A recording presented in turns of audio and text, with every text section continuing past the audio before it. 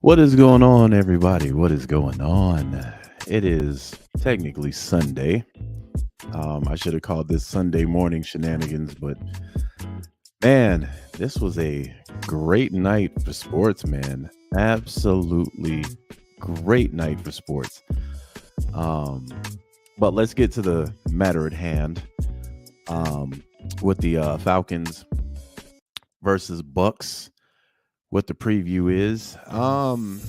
Earlier this week, man, I would have been like, yeah, this is a game we should win fairly easily. It looks like, man, the Bucs are just falling off the rails right now. Todd Bowles is probably getting fired at the end of the season. Chris Godwin's wife came out and, publicly started running her mouth about, the negligence that the team is showing towards Chris Godwin. And the only highlight in the Bucs offense has been Mike Evans all year. Their run game has pretty much been cheeks. Baker Mayfield, for the most part, has pretty much been cheeks. But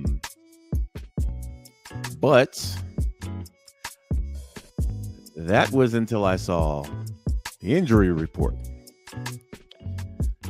All these games were going to be dogfights. We know this, but man, my goodness, bro. Look at who we have out or questionable. We have Drew Dahlman, questionable, ankle. Mac Hollins, questionable, ankle. Mike Hughes, hand, questionable. Nate Landman, knee, he's out. That is a big piece because Landman was balling, so he's out. Caleb McGarry, knee, out. I'm kind of not, really concerned about that one, but I will give McCary some credit. He's been playing all right the last couple of games. Jeff Okuda, ankle. What's going on with these ankles, bruh? Jeff Okuda, ankle, questionable. Anyamata, ankle, out. AJ Terrell, concussion, questionable. Man, we got some key pieces missing out of this game. So we were already in dogfights, healthy. We gonna be in a battle tomorrow. Now, I would say, well, man, the benefit is none of our offensive players are hurt. I mean, London, yeah, but look at, man, we back to averaging 17 points a game with all these weapons. So again, I still think we're gonna eke this one out, but this might be a 3-point game, man. This might be a 3-point game. So we have to find a way to get the win. We have to find a way to get the W, fam. Have to. But I didn't know y'all were in here. What's going on? John, he says they got their ass whooped from the Jets defense. Yeah. He also said, what's up? I guess no Jaden Daniels for us. What's up, G? What's going on, fam? Man, I almost started not to do this live, but I said I was gonna start doing Saturday, but the night got away from me, fam, because I watched the in-season tournament, and then I was able to go over to the boxing match between Haney and Regis Prograis, which we'll get to that. We'll get to that. However, I think this is a game where our quarterback can finally show us something. We're winning games. We're 2 in a row. I am concerned about the points that we're putting up. It's just not enough points. It's just not enough points. And I get it. We played the Jets defense, the staunch defense. I get all that, fam. But let's not act like we haven't been putting up these numbers all year. Jets have a defense, but I mean, all these teams we played had a defense. So I would like to see more out of this offense, because to be completely honest, this offense is going to have to carry us tomorrow. They're going to have to carry us tomorrow. I mean, you got 1, 2, 3, 4, 5 guys, bruh, that are probably 3 of them are out on defense. So this offense is going to have to carry us, man. I like the depth that we have, but AJ, if he doesn't play, that's going to be a issue. If Okuda don't play, I mean, Lemon is going to be a big piece, man. That's going to be a big piece. But this offense has to show up. They have to show up tomorrow. I'm not blaming none of this on the defense tomorrow. The offense has to show up. Jonte says AJ will play tomorrow. Let me go look at if they updated that, because I'm looking at the because they have him questionable right now.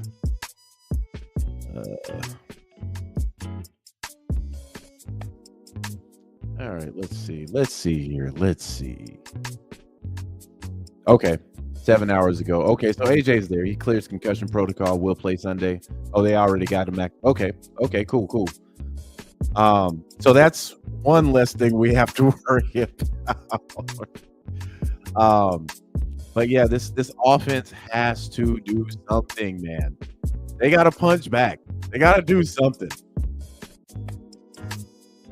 This can't all be on the defense every Sunday. And right now, I mean, we're in a good position. Honestly, if we lose, hold on, because let me go check the Bucs record, because I don't be following these bums. All right, so the Bucs are sitting at They're sitting at 5-7. We're sitting at 6-6. All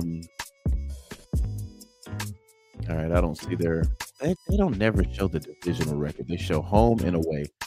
But I think we still should be at the top spot, even if we lose. We'd just be in a tie. Boy, the Panthers are 1-11. Jesus Christ, shut that whole thing down, boy. They're on a 5-game losing streak.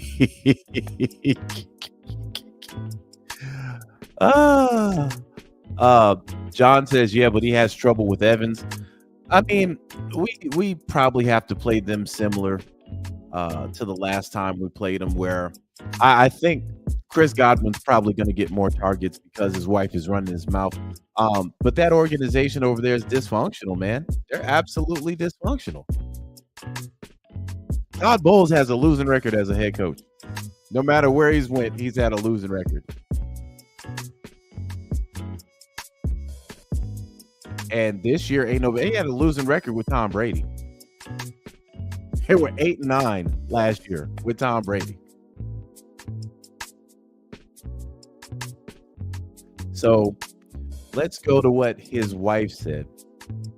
The headline for Chris Godwin says Chris Godwin's wife rips Buccaneers head coach Todd Bowles for blatantly lying about wide receivers usage. Mariah Goldwyn was not pleased when she saw the Tampa Bay Buccaneers head coach Todd Bowles said about her husband Chris's usage during Sunday's win over the Carolina Panthers. So let's just go to what Todd Bowles said first. So he says, we were subbing him out a lot, Bowles said. Obviously, he's a little nicked up, so he's not totally 100%. Nobody is. But he's probably banged up more than most. For him to get the run for us was huge for him. I think it helped him out a lot. It helped us out a lot. So it was good to see him in the end zone. Then she posts, I guess this is a tweet. It says Mariah Goldwyn expressed her confusion with Bowles' response compared to the usage her husband's been getting this season and took to Instagram with the stats. The claim versus the receipts. So she says, I'm not sure why we are just blatantly lying here. Regardless of how banged up Chris is, he continues to work his ass off. Hasn't missed a game, continues to run great routes and get open. I don't know why things are the way they are. This isn't my team to coach, but this is lying on Chris and implying negativity on his work. His work ethic is infuriating.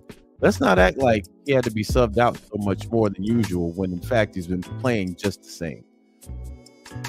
So it says Chris has played half a snap less than his season average of 52.5. He's going to get targeted. He's going to get targeted. I'm telling y'all that right now. So look forward to that tomorrow, or today. He's going to get targeted. So I see a pick. I'm putting on my Doctor Strange cape. I'm going into the multiverse of the football world. I see a pick here being thrown Chris Godwin's way. They're going to try and force him the ball. Now, Mike Evans is going to get his Mike Evans numbers, but what we have to do is just minimize the points. But this offense, our offense has to show the fuck up. We have to show the fuck up. It's about time. It's about time. Let me get back to the comments. What's going on, Ray? What's happening, man? What's happening? I know I'm on here late and everything, but thanks for tuning in and rocking with your boy. TNN says, yeah, bro, got to get more out of the offense. Got to, man. CP, what's going on? What's happening, fam? What's up, Seth? What's going on? What's going on, man? Jonte says JB3 is going to be all over it. Yeah, there's a pick coming. And it's going to go the way Chris Godwin. Because Baker's probably seen this too. And you know how those guys get in the locker room. Baker probably saw that. Hey, Chris, I got you on Sunday, man. I got you. Don't worry about it. I got you. And we're going to be on that ass. But offensively, man, this game I need to see 24 better. I need to see 24 better. I got to. We can't keep being satisfied with 16 and 17 points per game, bro. Like that, no.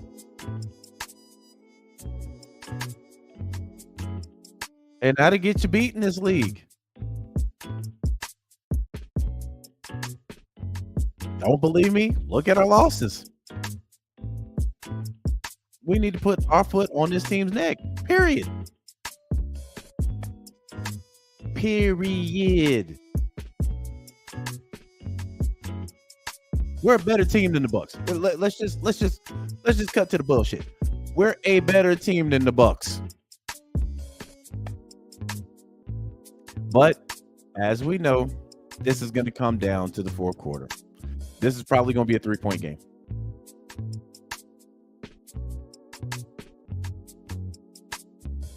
If we get the dub, it is what it is, man. I'm at a point now to where I know all these wins are going to be ugly the way we get them.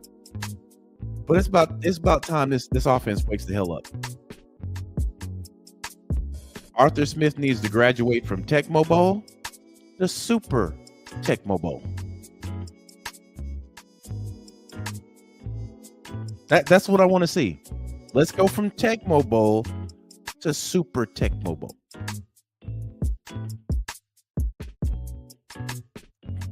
Don't get overly smart, stupid in the red zone.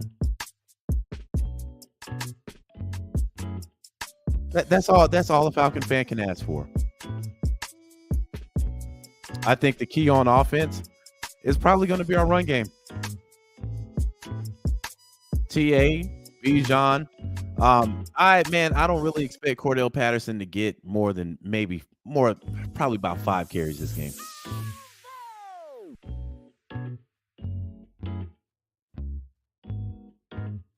And we got to start hitting our receivers.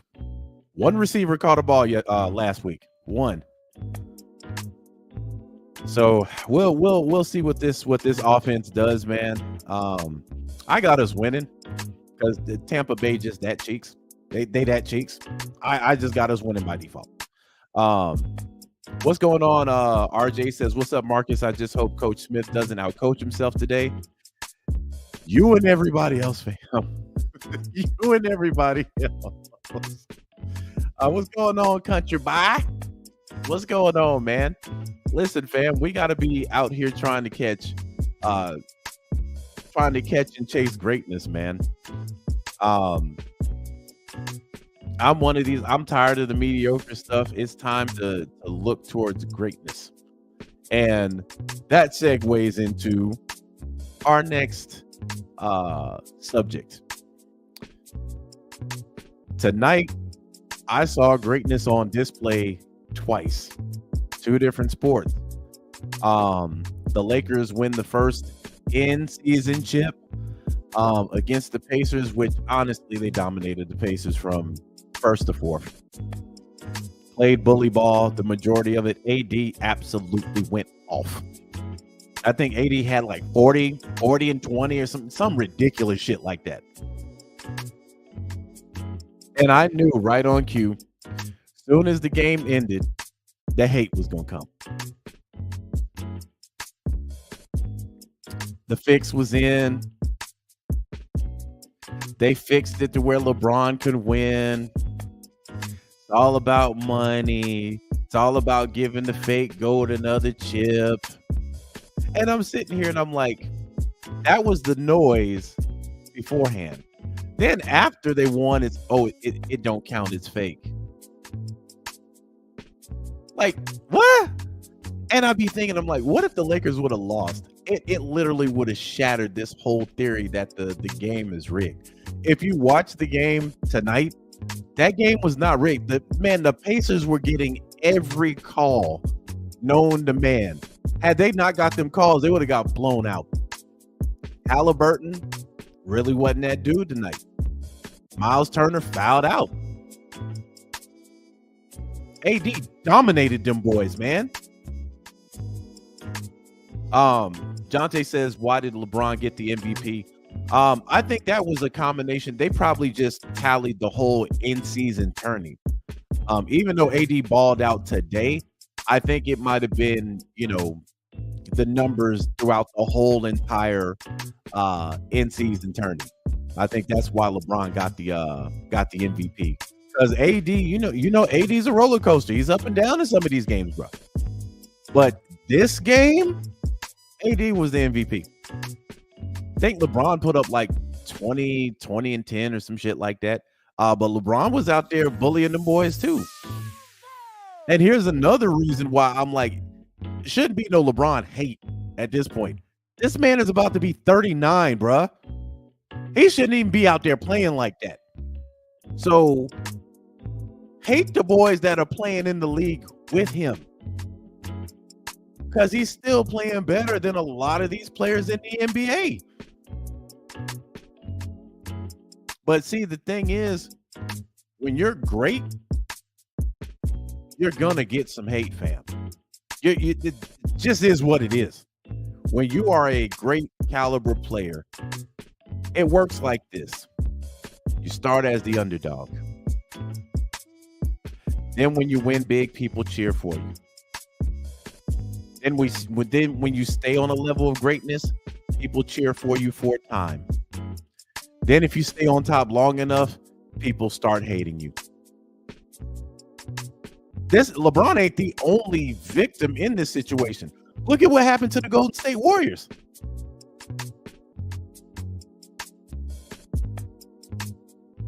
Golden State started off as an underdog.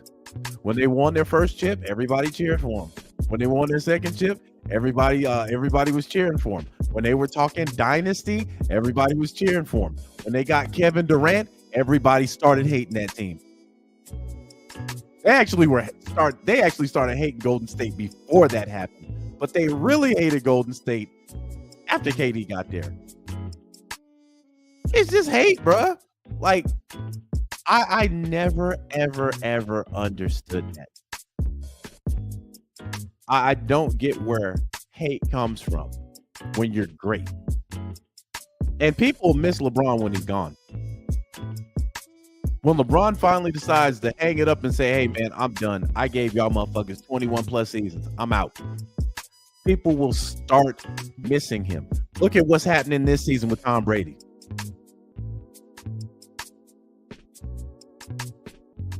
Now you're hearing people talk about, man, all these quarterbacks can't be like Tom Brady. Wait a minute, bro. Y'all was hating his guts. And unjustifiably so. If you're a Falcons fan, you have a right to hate Tom Brady's guts.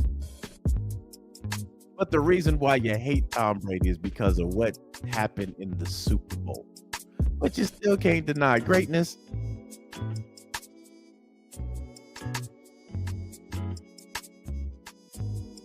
And I'm always kind of puzzled by that, man. Honestly, grown men hating on grown men. I can never do what LeBron does, KD does, none of these guys. I ain't hating on them. Now, if they playing like cheeks, I'm going to call it out. But at the same time, a hater will hate when they see greatness. When they see the player that they hate absolutely going off, they'll hate on him. Game fixed. And I'm like, if the game is fixed, why the fuck they put the Pacers in the in-season tournament championship game? Why? They could have put the Bucs there.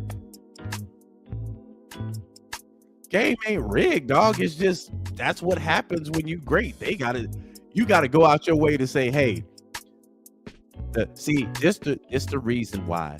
Let me kick it down to you. This the reason why the game is rigged, right? See, it's the NBA's 66th birthday, right? So you take 66, you time that by Kobe Bryant's jersey number, right? And then you multiply it, then you put it in the algorithm, and then it gives you the final score of the championship game. See, it's rigged. Shut the fuck up. Ain't nobody doing all that math, bro. AD Little boy, these guys out there. Them facts. Lakers had size. Pacers didn't. The end. And what made it so crazy is the Lakers didn't have a 3 until the third quarter. And they were up before they hit that 3. They was just little boy and them kids, man.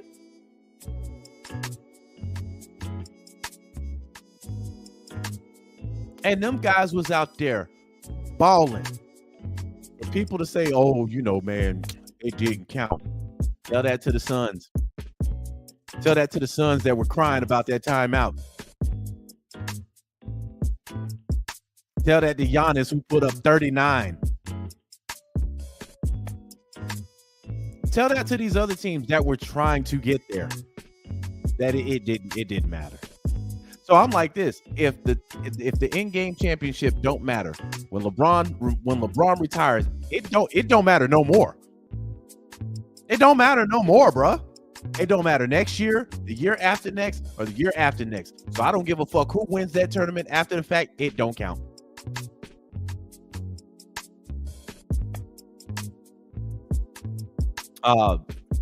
Raymond says the tournament turned out pretty good. It put a little spark back into the season. It had been lame with the all-star adjustments. Good call. Hey man, I'm not gonna lie. I was into it. I thought in the beginning of the season, I'm like, man, that's gonna be some bullshit. But then when they started doing the stuff with the courts, and I started seeing teams really get into it before they went to Vegas. So I like it. CP says, Marcus, the Batman theory applies to Golden State. It happened to New England too. Yeah. Exactly. You live long enough, people start calling you a villain, fam.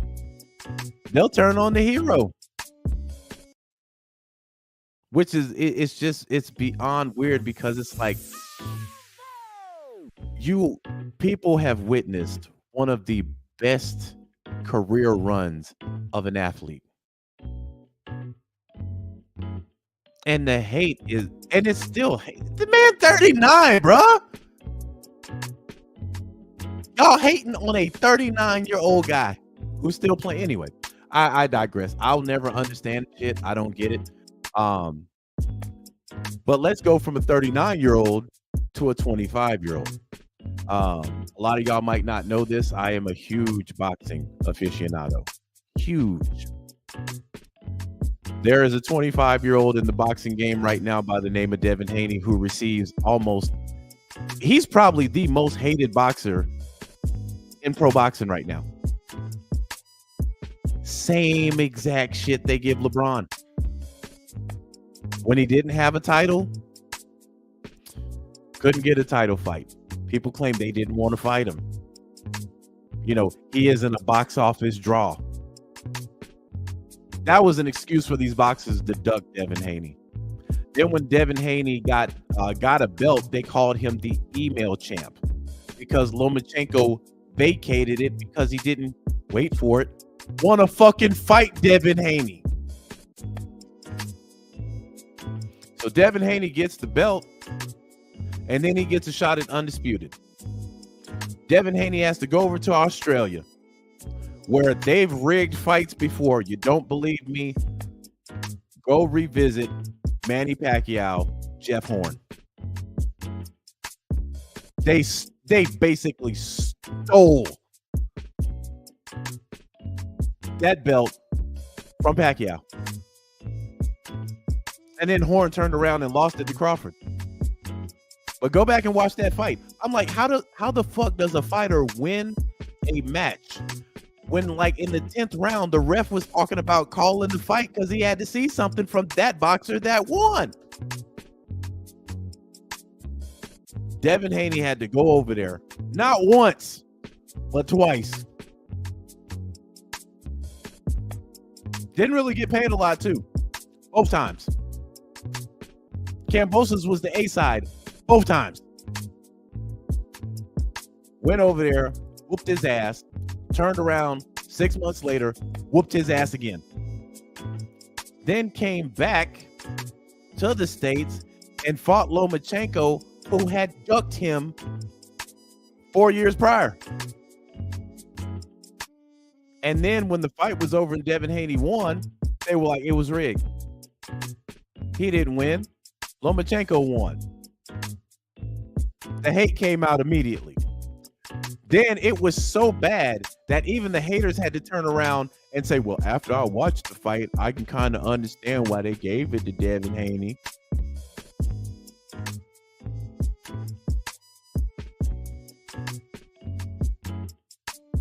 So these same fighters that are hating on Devin Haney at, I think he was at 130 at the time, 130, 135. It was 135, I think. And Haney started calling guys out. Shakur, you can come get a shot at Undisputed. You take 25%. Shakur said, I ain't taking 25%. It should be 50. Shakur has no base, literally no reason to demand 50. He don't even.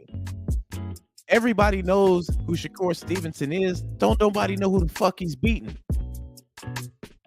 Don't nobody remember them guys. Now the 25% would have been more than Shakur Stevenson ever made in his fucking career.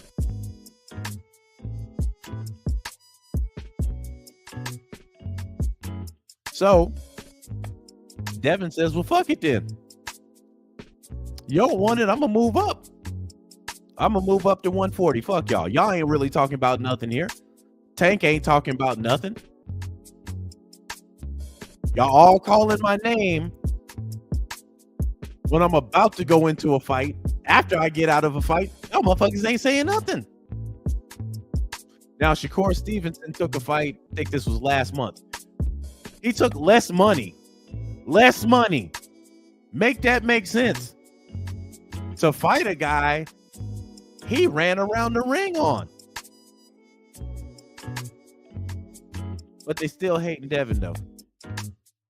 Devin goes up to 140 to fight Regis Rougarou, what the fuck that means, Prograis, who had been a two-time champion at 140. Was the guy at 140. Knockout power. I think he had like 25 wins. 20 came from knocking a motherfucker out. And I ain't gonna lie, fam. Not gonna lie. The build up to this fight was legendary. It was absolutely legendary.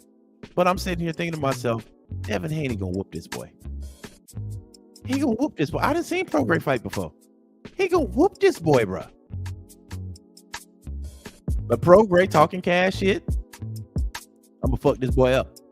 I'm gonna hurt this boy. I'm gonna hurt this boy. And listen, Haney was talking cash shit too. But I'm just like, they're in a different class, fam. And people were talking about, well, 140 is a different speed. And I'm like, y'all ain't learned y'all lesson at all. Earlier this year, Terrence Crawford fought Errol Spence, who had been sitting comfortable at 147. Was the guy at 147. He had to beat those guys to get his belts. Spence was sitting on 3 titles, undefeated. Crawford whooped his ass. Devin Haney did the same thing tonight. He beat this boy senseless, bro. He beat this boy. Fam, the card. Haney won 120 to 107. Haney won every single round, bro. He moved up in weight. His first fight didn't take a tune-up, didn't take a soft touch, went straight for the man at 140. Beat him. That's greatness. And he get hated on. Meanwhile, Tank, who I like, by the way, Tank picks soft touches all the time, bro. All the time. Don't nobody say nothing.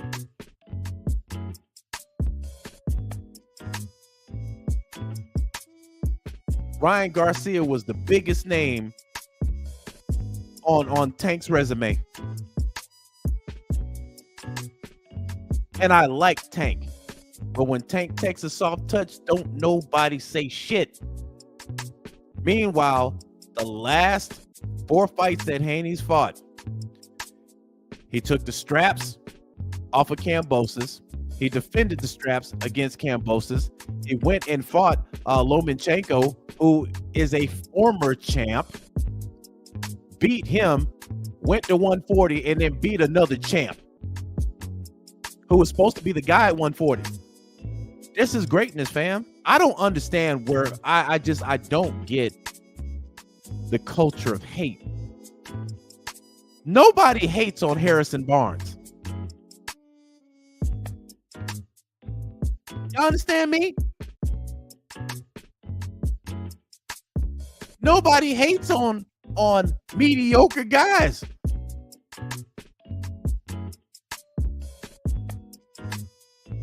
Who hating on Andre Drummond? Don't nobody hate mediocre guys. Every time you see somebody hating, it's against somebody who has a resume, who's great at what they do. You don't ever see people hating on mediocre talent, ever.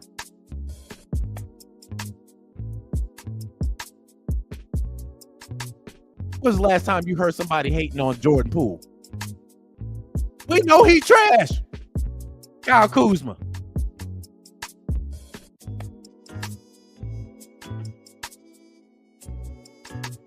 These guys have a good night. Don't nobody hate on them. LeBron, the Lakers win the in-season tourney, and all of a sudden it don't count. It's rigged.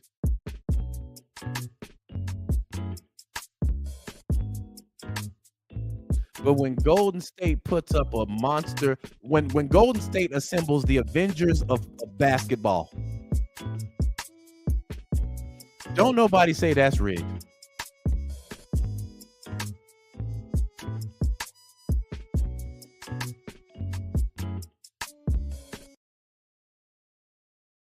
When we lost in the Super Bowl, that touchdown, that wasn't a touchdown. Did nobody say that was rigged? So I don't understand it, fam. I don't understand it is what it is, fam. But I saw 2 great things happen tonight. And I'm proud of them boys. And I'm gonna be proud of the Falcons when we win tomorrow. And the Falcons need to be striving towards greatness. We have to get out of this mediocrity mind frame, or accepting mediocrity, that a portion of our fan base has no problem accepting.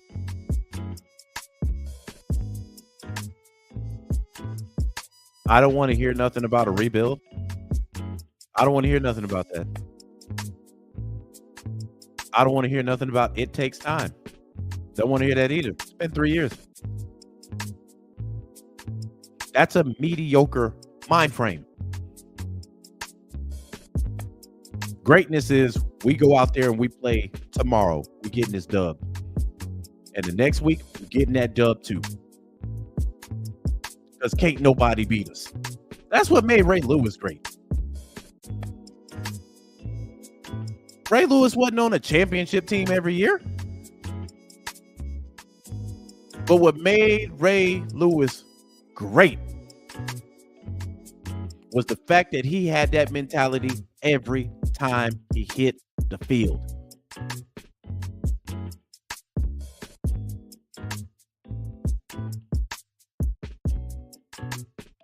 Ain't nothing mediocre about him.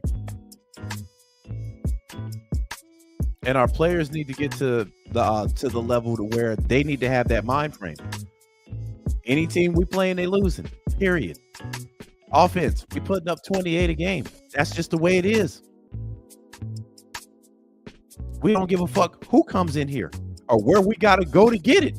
This defense has that mind frame already. Offense need to catch up.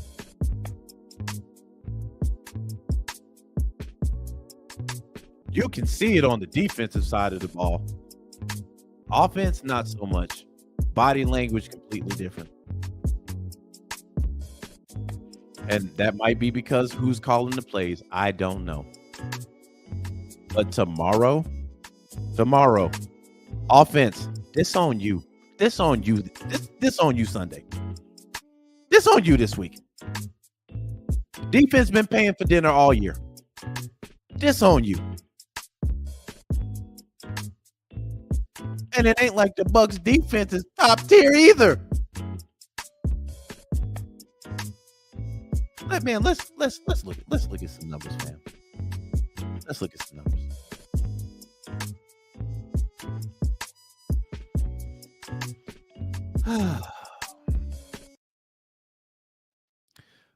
Bucs gave up 18 last week. Gave up 27 the week before. 27 the week before. Now 6 against the Titans, but that's the Titans. 39 against the Texans. 24 against the Bills. Y'all get where I'm coming from. It ain't like this team can't get points put up on them, bro.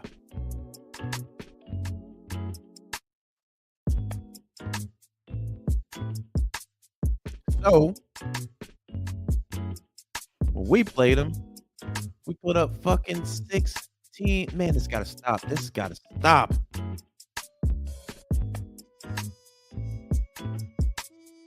$16 points on them. The thing that's killing us right now is our offense. All year, that's what's been killing us. 2-game winning streak, man. Why are you talking like this? Because it's the truth. You want to know why we've won the last 2 weeks? See our defense. They haven't allowed a touchdown in 2 games. 9 quarters, actually. But 2 games, they haven't allowed a touchdown. And you know the bad part about it? If we would have allowed a touchdown last week, we would have lost. Just one. Just one. We would have lost, fam. That's why that offense is so fucking important to get up off the ground, bro.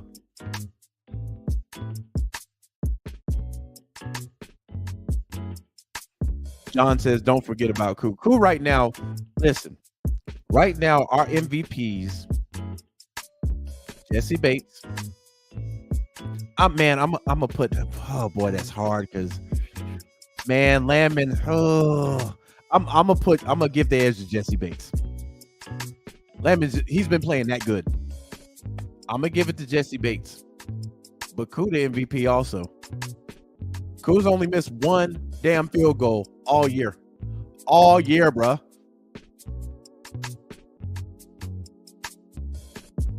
The man with the cleanest uniform on Sunday, our MVP. On offense, that is.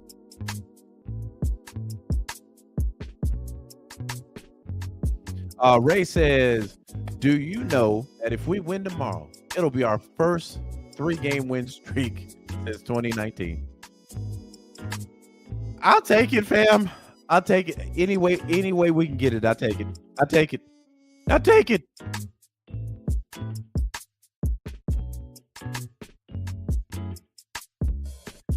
Devin says, I get nervous every time the offense comes out, and it ain't the personnel.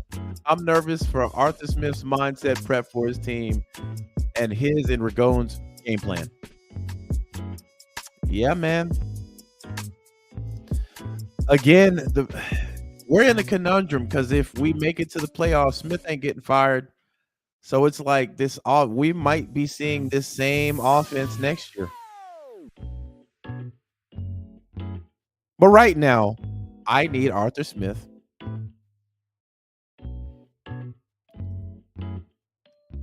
to put away the Nintendo, turn the power off, take Tecmo Bowl out of the system, throw it out the window, plug in the Super Nintendo. We gotta upgrade this. We gotta upgrade this offense, bro.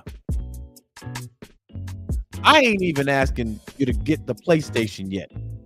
Because quite honestly, we should be on a PS5 offense. With all these weapons, all this hardware, we should be at a PS5 offense, bro.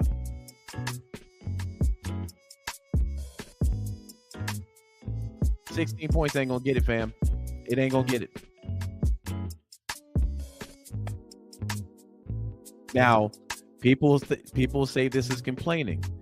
This is what chasing greatness is. Where you can win games like this and say, man, this ain't acceptable. We're better than this. Not, we put up 13. That's good enough. No. We need to beat the fucking brakes off Tampa. That should be the mindset. That's what greatness is. And I see it in this team, fam. That's what greatness is. Right now, ain't nobody hating on the Falcons. Nobody. Ain't nobody hating on the Falcons.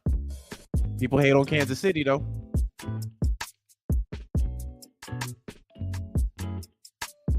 People hating on the Eagles, though. People even hating on the Jaguars. Y'all remember, and I'm about to be a little petty here. Y'all remember there was a birdie that said Trevor Lawrence is not the answer in Tampa Bay. Or let me say this.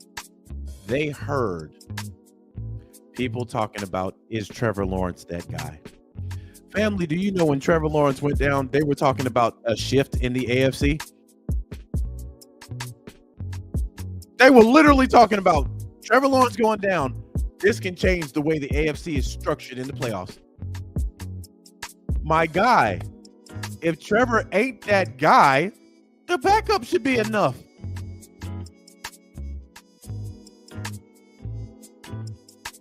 But see, sometimes people be talking just to talk.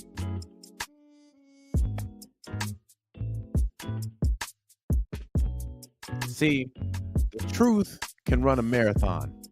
A lie gets caught every time. Every time.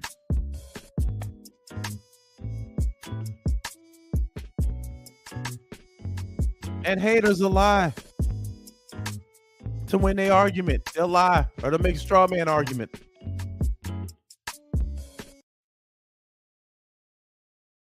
But the minute Trevor Lawrence went down, everybody in Jacksonville said shit. Even the commentators were like, yeah, you know, man, this is going to be a hard blow. If he ain't the guy, insert backup.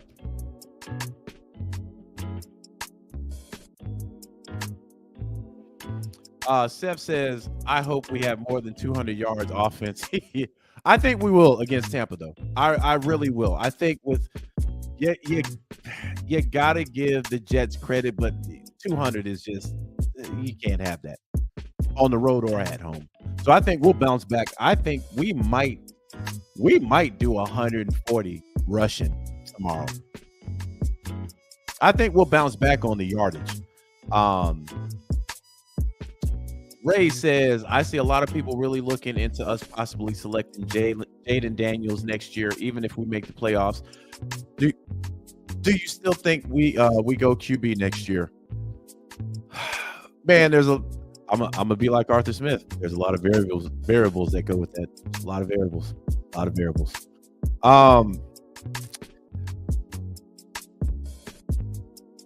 Here's the thing. I think even if you go after a quarterback,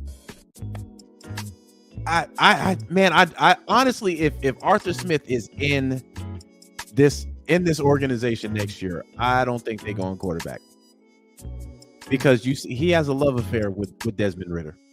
He's bought into Desmond Ridder. I don't think he's going to bring anybody in that could possibly be better than Desmond Ridder. Arthur Smith ain't that type of coach.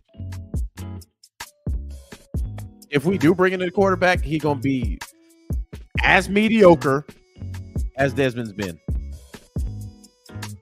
through 14 games.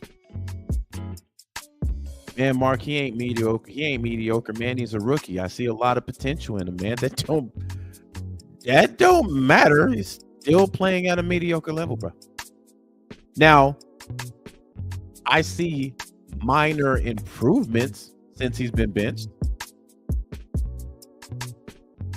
But y'all want to take y'all want to take a look at the numbers last week? 12 of 27 for 120 yards. 121 yards.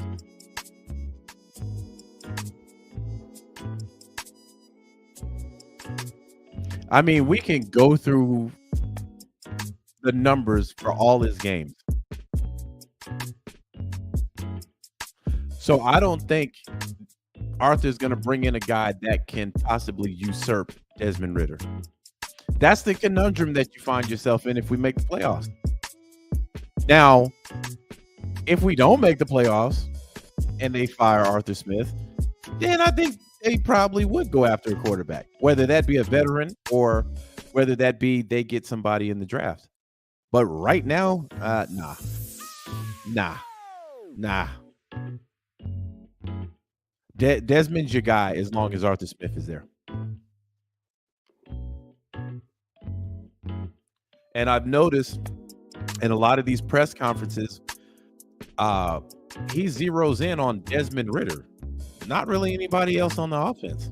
I think Des, did a lot of good things. Saw a lot of positive things from him. Like, fuck, bro. Like, you do realize there's 10 other guys playing offense at the same time. So hell nah. If this man is our coach next year, that's not happening. And I'm gonna be real. If I'm Terry Fontenot, man, your draft selections are revoked. We are not picking up another offensive piece in the first round. No. I done gave you 3 pieces. Kyle Pitts, Bijan, Drake London. All 3 of these guys have went over 1,000. Well, I don't think Drake went over 1,000. I think TA did. And TA wasn't even the selection. This man was 3rd in the rotation, bro. Are you giving me 16 a game, bro? Hell no, I'm not. No, we going defense. I'm going to get me another edge rusher in the first round. I don't give a fuck what you say, Arthur Smith. I didn't gave you the first 3 years, bro. So I'm going to build on this defense because you might not even be here. You might not even be here after 2024.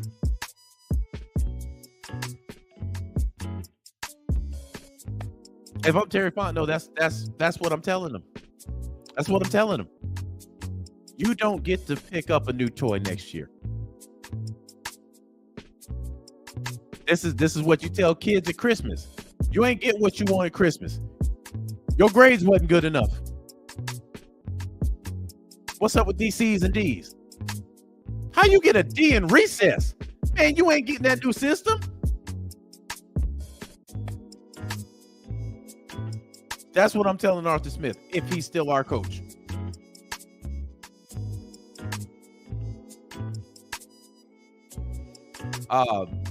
Sev says, man, Mark Austin Hooper left here with 16 touchdowns in 4 years. Meanwhile, Pitts had 6. Man, Pitts ain't really being used, man. I'm just gonna be real, man. You see when we get in the red zone, you see what Smith does. Smith to take out Bijan, Cordell Patterson, Drake London. This shit don't even make sense.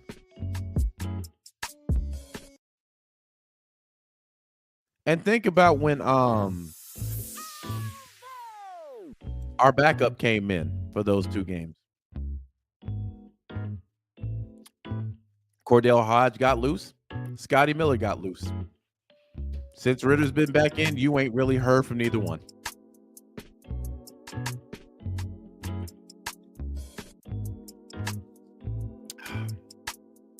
Tev, what's going on? He says we're going to have some key guys out with Landman, Onyemata, and Caleb. They said it's a good chance we should have AJ, Jeff. So that's good because Evans worries me. Well, we just found out earlier that AJ is going to be in. So we'll see, man. Evans is going to get his numbers. I'm just telling y'all right now, he's going to get his numbers. So you're going to have to neutralize Chris Godwin and everybody else. Allow Evans to get off and shut everything else down. That really should be the key to defense. Because you can't have Godwin and Evans going off at the same time. You know, Evans get his numbers, minimize the damage. Raymond says, tell me, Marcus, do you see anything that makes you have faith in Arthur Smith? Is he going to change for the better of our team? Man, I'm going to be real. No. I mean, I wish. The thing that bothers me is between the 20s, we're a pretty decent team. Have no problem moving the ball. We get in the red zone and this man malfunctions. I think Arthur Smith is a cyborg, man. I think he's a robot. And he's designed to short circuit when we get in the red zone.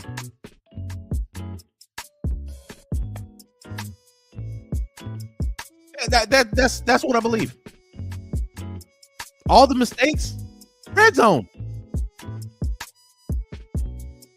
This man knows Desmond Ridder has an issue throwing picks in the red zone. So what does he do? Drop a double slant. When you're averaging 7 yards, man, listen.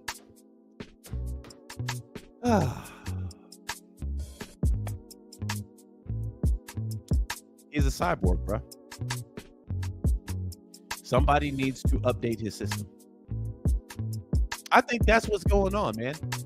He's a cyborg, and right now he's got malware in his system. So every time we get to the 20, it causes him to malfunction in short circuit.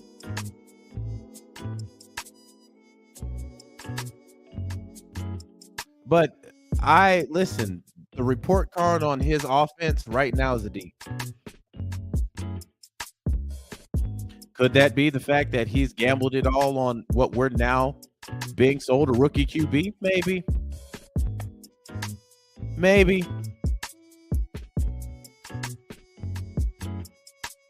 But I'll tell you what, I, as a fan, strive for greatness. I want fans to hate on us because we great. Not, man, you know the Falcons gonna Falcon. They out there falconing. Gotta start changing that fucking narrative, bruh. It should be, man, them motherfuckers ain't gonna make Super Bowl. When we done won 8 straight. Man, jury's still out on the Falcons, man. We done won 9 straight. That's the type of hate I want to see when we're heading towards greatness. And that requires these players to go out there and demand greatness of themselves.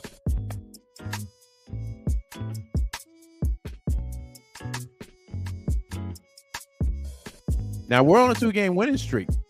Season ends tomorrow. We're in the playoffs with a home game. So right now, we're in pole position. The main thing to do for the remainder of the season is not fuck it up. That's it. All you got to do. And it's not like you have a tough schedule. You got a Betty Crocker schedule right now. Straight cupcakes.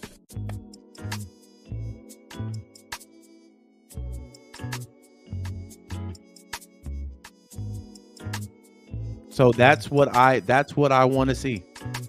I want to see this team reach towards greatness. Now listen, does anybody have them right now winning the Super Bowl? No. Well, we knew going into the season, fam, wasn't gonna happen. But making the playoffs, that was That was top dog right there.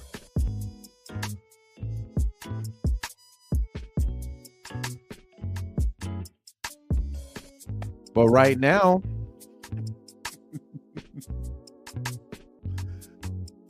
I don't know if y'all can hear this. Let me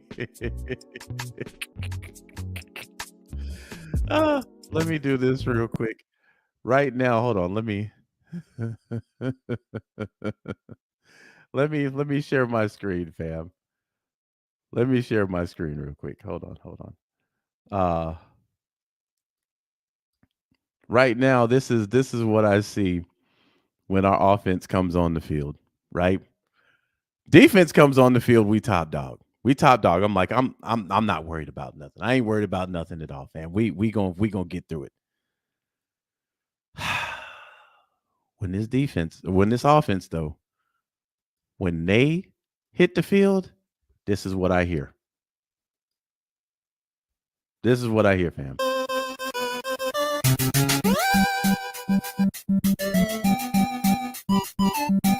Come on. That's what I hear, bro. Fucking Tecmo Bowl.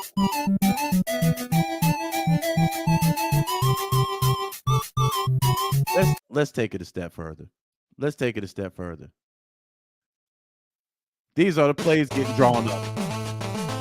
Well, we ain't even this good.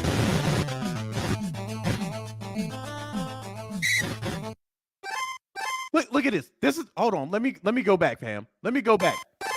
This our goddamn playbook right now. Right here. Right here. This our playbook. This our playbook. 8 goddamn plays, bro. This it. This is it. Bruh, jump to Super Tecmo Bowl. Quit playing in this goddamn Tecmo Bowl playbook. It's driving everybody fucking crazy, bruh. It's driving everybody crazy.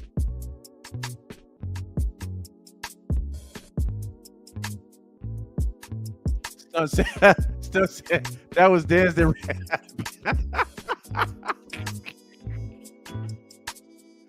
Hey, man, we gotta be better. We gotta strive for greatness. That's all I ask for this team. Now, we're on a 2-game win streak. I'll take it any way I can get. It's about wins and losses. But great teams, they get more wins than losses.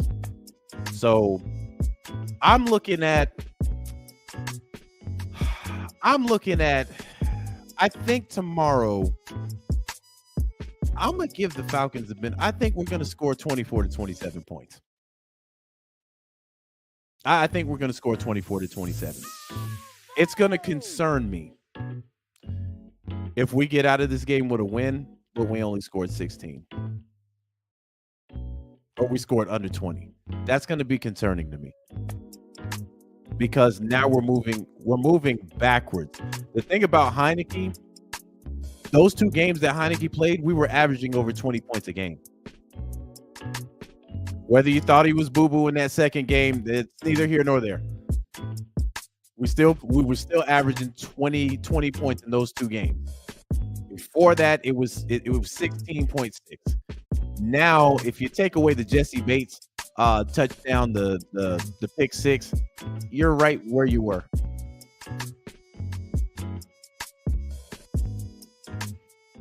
Oh, Greg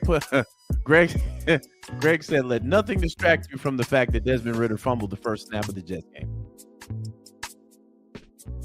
John says it's not going to happen. We ain't going to put up 24 to 27. We're going to see. I have hope. I have hope. I'm going to be on my Obama tomorrow. You know? The Atlanta Falcons have a lot of potential. Have a lot of potential to put up some points against a very, very, very bad team. I think and I believe in Desmond Ridder and Kyle Pitts and Drake London and that boy Bijan. I have a lot of faith in those guys. And I hope we see the mountaintop because we're that good. We're that good. America deserves it. The Falcons fans deserve it. And the NFC South deserves it. So I think we should be able to do it. I'm on my Obama tomorrow. But I'm telling you, we lose, I'm on my Trump. Anybody coming up to me talking about, man, y'all gonna make the playoffs? Fake news. Fake news. I'm telling you, we lose, I'm gonna be on my Trump, bro. Fake news. Everything's fake news. Because Tampa there to be beat, bro. Tampa is there to be beat.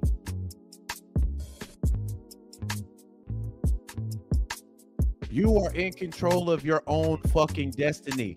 Grab hold of that sumbitch and let's ride. Quit playing with these teams. Put them the fuck down. And let's get up out of here with the dub.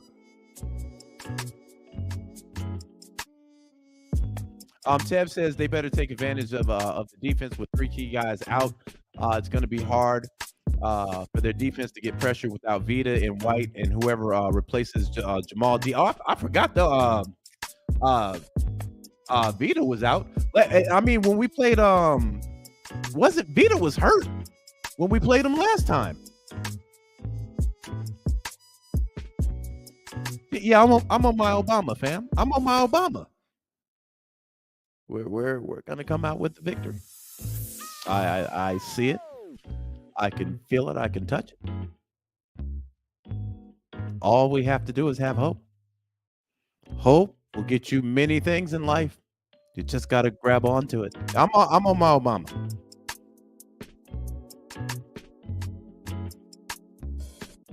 Period. So with that being said, fam, I'm gonna go ahead and hop up out of here. Man, it is 1:29 in the morning. I'm surprised these wings and fries ain't put me down yet, because I was sitting on the couch, straight pregnant belly, straight hippo. And I was like, man, I don't know if I want to do this Saturday night shenanigans, man. I don't know. And then something said, God damn it, get your ass up and make good on that promise you said Sunday, man. That promise you made on Monday. That's what I'm doing here, fam. But anyway, y'all know what the drill is. Rain, sleet, snow, win or loss, I will be back on here right after the game. Hopefully we're celebrating a win. And we're celebrating, a 3-game winning streak and moving ourselves further away from the NFC South as the top bow wows. Because crazy thing is, this is the crazy thing, fam. If the offense can show some semblance of consistency this year, not next year, this year, the Falcons might be able to upset somebody in the playoffs. Once you get in, man, fam, anything goes. Anything goes.